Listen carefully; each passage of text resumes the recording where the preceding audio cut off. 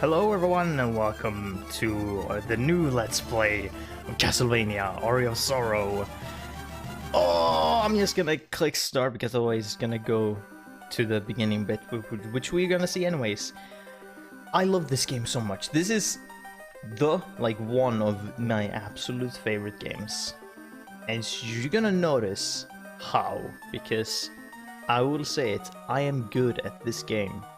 I am very good. I have been in every normal way possible on the difficulties and 100%ed it, and you know, I know shit. Also, a thing I actually just noticed before recording, the saves here: select data, copy data, delete data. You can see there are like colored things for each of them, red, blue, and yellow. That's actually the different souls types that you can have in the game, but we'll get to that once we've started the game. So I've been this game here, so you can choose between normal or hard. Usually it's just normal, so it just starts automatically. I'm gonna be playing on hard because the game is too easy. Otherwise, it's kind of easy anyways for me. But you know, I'll do the hardest one I can pick here. And on hard mode you get certain things. There are items that you can only get on hard mode. They don't appear in normal mode, and I would point them out as we go. But so we shall. It doesn't really matter what you choose for name. If you just go okay, it's gonna go to Soma because that's the main character's name. It really doesn't matter what you call it, but let's just go with like Cross Nico. I'm good at spelling, I promise. Alright, let's do that. The year is 2035, Japan. Crowds of spectators are gathering around in anticipation of the first full solar eclipse of the 21st century. My name is Soma Cruz, and I am a high school exchange student studying abroad in Japan. I live near the Hakuba Shrine, an ancient shrine with strong ties to Japanese mythology. Mina Hakuba, the only daughter of the shrine's caretaker, is both my classmate and my childhood friend. I started making my way to the shrine to see the solar eclipse with Mina, but for some strange reason the stairway leading up to the shrine felt longer than usual, as something tried trying to keep me from the destination. When I finally managed to get through the shrine gate and my sense began to dim, the pitch black sun is holding chaotic darkness together, trying to rouse sleeping soul as if it looking for missing other half. Oh, fuck my life. Oh man, that is a hell of a fucking text right there. It goes very fast actually. Oof. Oh, Hey, look, he's coming too. Where am I? Whoa, what happened? So you decided to join us. Did you have a pleasant nap? Huh? Who the heck are you? It's okay, Soma. His name is Geni Arikado. Skip the introductions. I have a few questions and I need answers now. Go ahead. Why have you come here? Why? Well, Mina and I... Hang on, where are we? We're in Dracula's castle. Huh? Dracula's castle? Are you telling me we're in Europe? No, we are inside the solar eclipse. Inside the eclipse? Are you insane? Do you think I'm a fool? Someone listen to him, he's telling you the truth. What the heck are you talking about? Give me an explanation. Well, it's like this. Huh? An enemy. Oh, an enemy. Yeah, exactly. Damn, protect the girl. Yeah, go back to where you came from. Fucking insta-kill with a knife. Winged skeleton, throw spears. What was that thing? So it has awakened. What has? The spirit of the creature you killed has just entered your body. You have the power to absorb the abilities of the monsters you kill. But why? Why would I have that power? You have gained the power. Now you must go to the Master's Chamber. For what reason? Do you not wish to return with your friend to your own world? Of course I want to go back. Go to the Master's Chamber. Then you will understand everything. I can't just leave Mina here like this. No need to worry about her. I'll put up a protective barrier, but death will most certainly find those who stay here too long. Then I... Yes, only you can save her from a painful death. And you, what will you do? I too have things I must do within these castle walls. Go, set forth. Both your own life and hers are at stake. And so we begin the game. And so we can talk, except she's kind of unconscious, so yeah. He would just say the normal thing. So yes, you have jump, you have fight, you have an ability. If you press L, you can... No, actually, scratch that, we don't have that yet. We get that very soon. So here's the menu screen, we have different stats and stuff. So here we have the soul set. We have 3 different souls that we can choose between. We have the bullet souls, or attack souls, which we can activate using holding up and pressing B. So they're kind of like the sub-weapons, except there's a lot more of them. And they cost mana to use, and instead of like hearts in normal Castlevania games. And right now we only have 1 winged skeleton to throw spears. The 12 slash use is how much mana it costs per use. And some have continuous, like some are continuous things, so they use mana for a time or as long as you press a button. Which they will say how much it is. Then we have the blue souls, which are called guardian souls, which are used, you press R to activate them. They're kind of like support souls that you can use, support skills. Some they vary from their uses. So and yeah, then we have the yellow souls, which are enchanted souls, which will give you different passive abilities or stat ups, which we will see later or very soon. Depends. Some enemies drop. They have, each enemy has their individual souls. So some have yellow, some have blue, some are red, and we will collect them along the way. But right now we don't have anything. We begin with a knife, casual clothes, and nothing in the 3rd accessory item slots. These will be replaced fairly soon. Then we have items, we don't have any. We have abilities, we will collect these abilities in time. Soon we'll get our first one, which I will show you. Then you have the random cafe, then you have the enemy encyclopedia, where you can check through. There are, 112 enemies. Some of those are bosses. But yeah, so let's begin our journey. Into the castle corridor we go. And we will face our first opponent, which is the zombie. Takes 2 hits with the knife. And these suckers, which if you want to, you can grind, and you can get the base lord, which is a larger knife, kind of, which do a lot of damage early game. Or you can get the cloth tunic, which is better than the casual clothes, so we will replace that one. If you are full on mana and you hit the candles, it will drop money instead of hearts, which replenishes your mana. The hearts, that is. The coins just give you money, which you can use later on. That will grind these a little bit. I'll probably move on, because they give you 1 experience per kill, and it's not really necessary to grind them here. You'll find better grinding spots later if you want to do that. But yeah, the base lord is good, but I don't particularly like it to use it because it's very short range. Talking about short, we get the short sword, which is better and has longer range. Our first normal weapon. And so here we have the mermen, which have a red soul. Well, I can, oh Jesus, so much shit is happening. Okay, first off, we get the Gravekeeper. I don't know why it's called that, but you can backdash by pressing L, which looks like this. This can be used to attack cancel, I'm pretty sure. Yeah, you can, which I just backdash into an enemy. Here we go. You can attack cancel with that one to kind of up your DPS.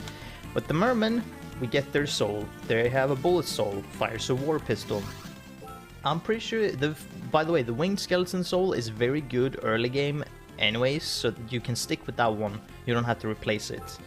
The merman uses 2 mana more, and it just fires a war gun. I'll stick to the winged skeleton because, I don't know, it's good. You can depend on it. It works. Ouch. And then we have, which I thought we have bats. They have also a bullet soul, which just does a shockwave around you. Very short range, isn't super good. And here we get the cape, our first accessory. Increased defense, doesn't do very much.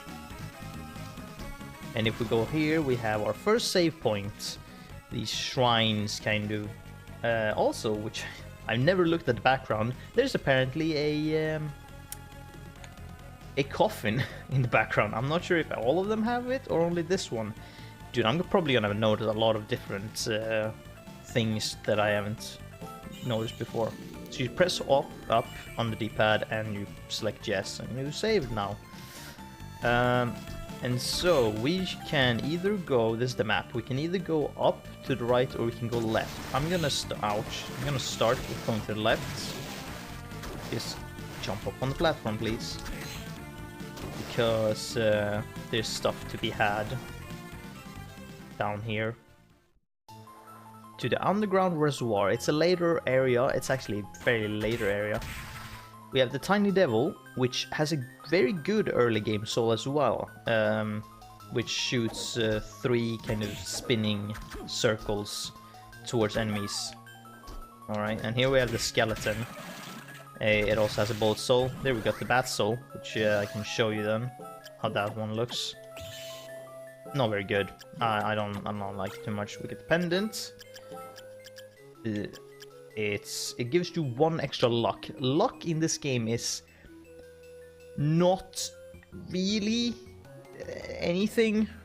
You're not gonna get much out of luck per se.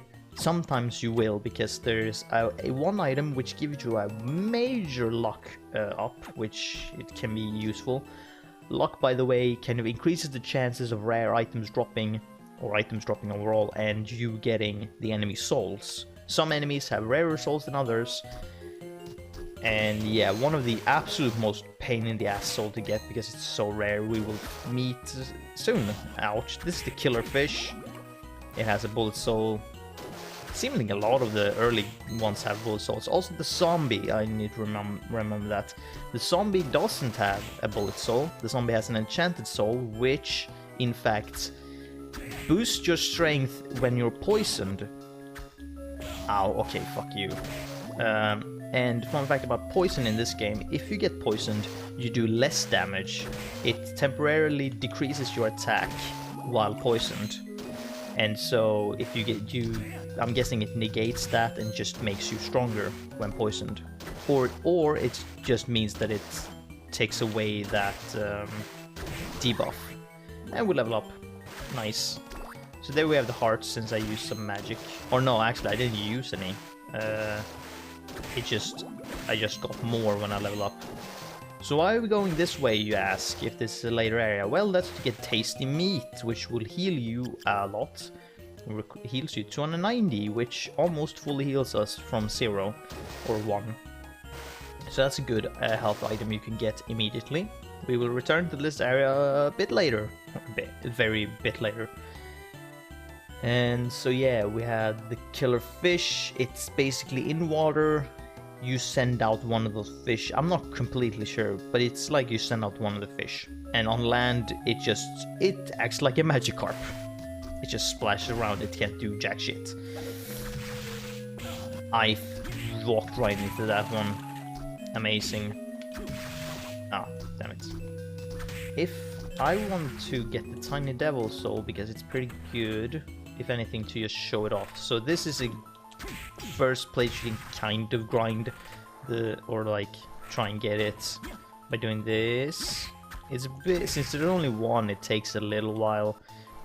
I'll stay here a little bit, and if I don't get it in a soon manner, I'll just continue onwards, because the Tiny Devil Soul is not like the end all souls. Like it's not super good. You don't need it really. And so I will just do this until I can, like, let's say 5 more times, and I'll just go. It's not, there's another soul I want better than. But yeah, at some point I will be grinding, but I will cut it out obviously, because who the fuck wants to see that? That's just this over and over and over again. Alright, last time. And I'll just leave.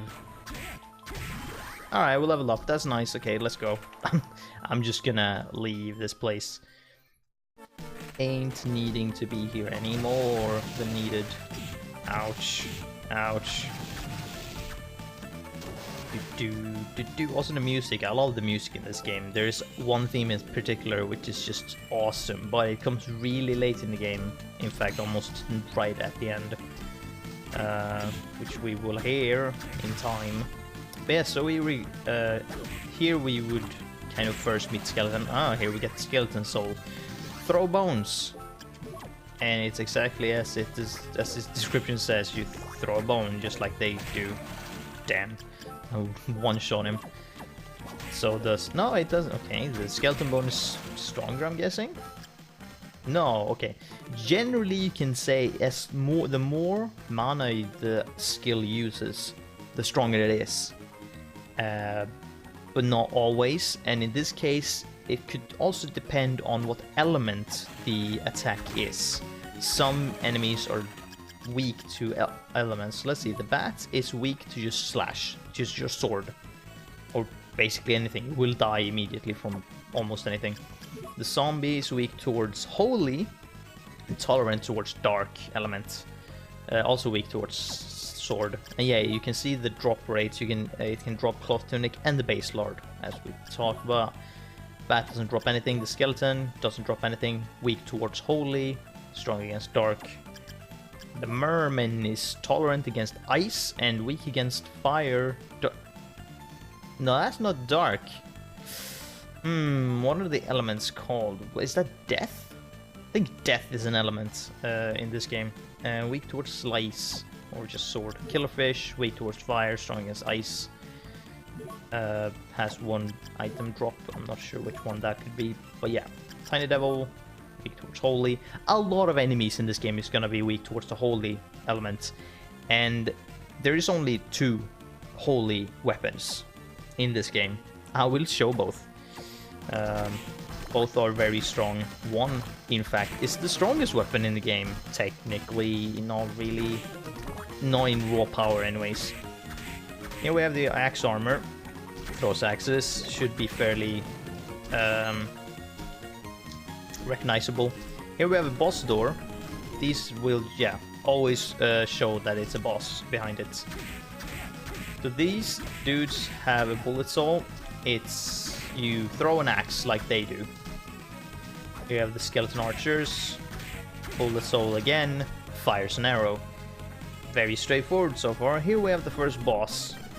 Giant skeleton, yes. No, creaking skull, in fact. This dude is a cakewalk. You just do this, backdash, away. And if you use the winged spear, you can do a double hit if you hit him, because you hit on impact and then when it lands, it can still hit him.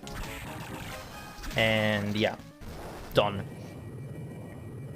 And since I show it off here, I can... this is a very good way to increase your DPS. It's basically jump into the air forward, and then hit enemy in the air, and then just back away again as you're hitting, and then just do this to hit an enemy, or like the other way, instead of just standing like this, because it might not... I'm not sure if it attacks any faster. I think it does, but even if it doesn't, I have that in my hands. It's like muscle memory to me, so I will be doing it anyways.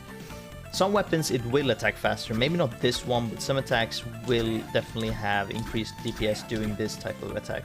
So we get our castle map 1, which will show a bit of the map, mostly where you're technically supposed to go. This on the right side is the next area.